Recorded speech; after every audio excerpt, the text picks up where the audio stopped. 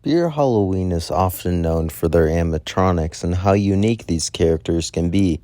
From clowns to zombies to skeletons, there are a wide variety of both the appearance and motion of these props. However, if you look at the general evolution of Spirit Halloween and their animatronics, you may notice that one stood out quite literally every single year. This animatronic, of course, is a jumping spider. This one animatronic may just be the single most iconic prop ever sold in Spirit Halloween's history. However, how did this come to be? What's the backstory behind the jumping spider? Well, let's find out. First of all, we should start with the early prototypes. At this time, you could look at a lot of Spirit's props, and they were either 6-foot life sizes that had head or torso movement, or a rising from the grave animatronic. Rising from the grave animatronics was Spirit first hit for the jump scare props, as they were cheap, yet effective jump scares. Most likely after Spirit saw how well these sold, they decided to make new, cheap, effective jump scare props. Now, Spirit had a couple of methods to do this.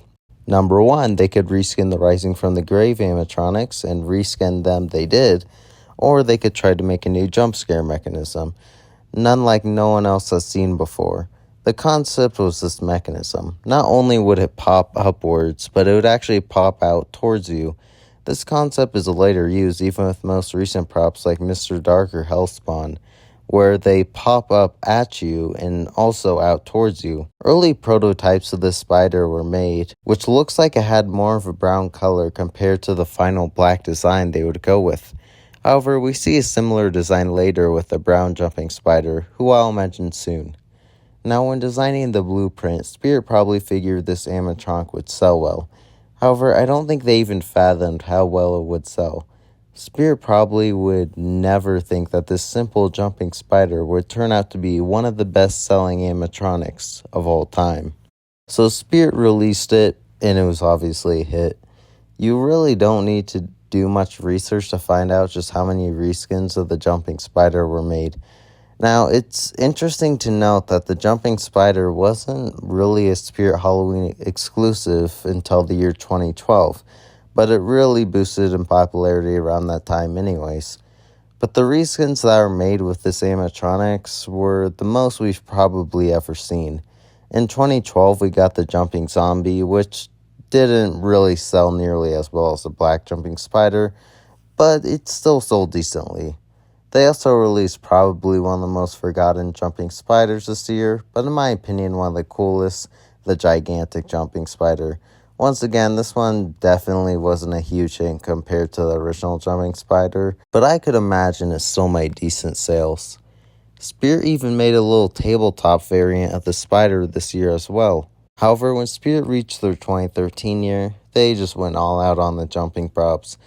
The most notable one that year being the brown jumping spider, which arguably sells almost as well as the black jumping spider, and is even still around today. They didn't need to stop there. No, absolutely not.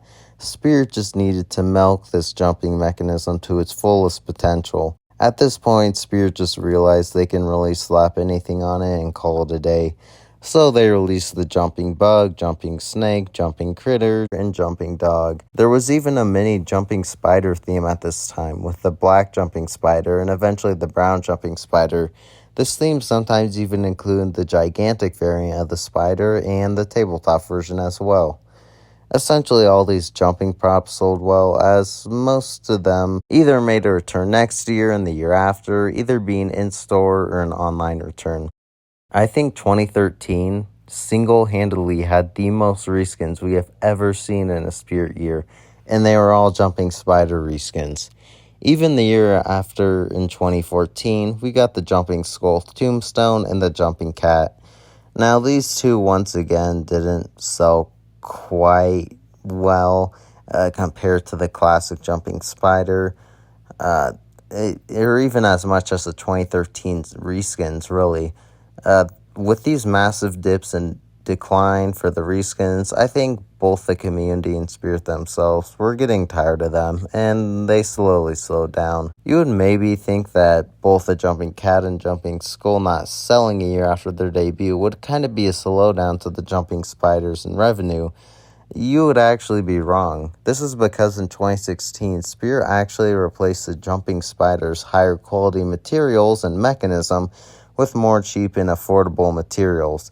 So, compared to when he actually had a decent jump scare, anything post 2016 is just way too slow to even really be considered a decent jump scare. And also keep in mind that the spider's prices were still raising as the quality of it definitely lessened. Why did Spirit Halloween do this? Because if they made their quality cheaper to a point where it doesn't even pop up as fast, is because they can just produce these spiders even faster. Even with the decline of most of the reskins, the black and brown jumping spiders still stay dominant and selling amazingly.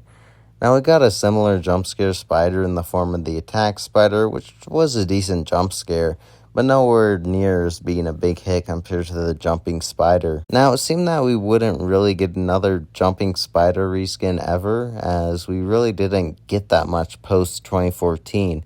But then 2020 rolled around and we finally got a new spider variant, the black and red jumping spider, which was a massive success.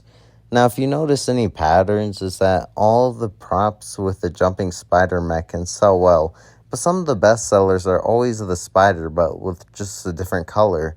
So I want to take this portion of the video to why the jumping spider is so successful. At the end of the day, if you look at the black jumping spider, it has been essentially mainstreamed everywhere. Most non-Spirit Halloween fans even know what this animatronic is, and it is number-wise Spirit's best-selling animatronic. You can just look at the amount of boxes they have in stock and how quickly they get snatched every season. But why is this? Well, I have a couple theories to why this is. A spider that actually jumps at you is very easy to fit in basically any theme, as it's literally a spider. Paired with that jumping motion, which was pretty revolutionary for the time, and at the end of the day, it's still just a simple, cheap jump scare, and yet it's still so effective. Objectively, animatronics like Emmeline or Mr. Dark have a much greater jump scare, but the jumping spider works with how cheap it is, and it's still getting some jumps out of it. So overall, I believe the jumping spider sold well because first of all, it's a spider, so it can quite literally fit anywhere. This would also explain the point of other jumping props like the jumping zombie just not really selling as well, as it won't really fit into as many themes. I also believe that the mainstream crowd that shops at Spirit Halloween, they want to find the cheapest jump scare animatronic, or just animatronic in general, which is why cheaper jump scare props like Rising from the Grave and obviously jumping spiders, and even like props like little Skelly Bones who returned from last year, just works so well. And all the recolors work so well too, since it still maintains the same theme but adds some variety. But even to this day, I still believe that Spirit strike massive luck with the jumping spider.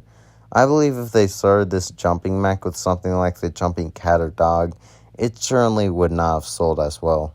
And that is the story of the jumping spider. It's so crazy that this animatronic is still being sold to this day, and honestly, I don't see it stopping anytime soon. Anyway, I hope you guys enjoyed this video. If you did, feel free to like, subscribe, share, and of course, goodbye everyone.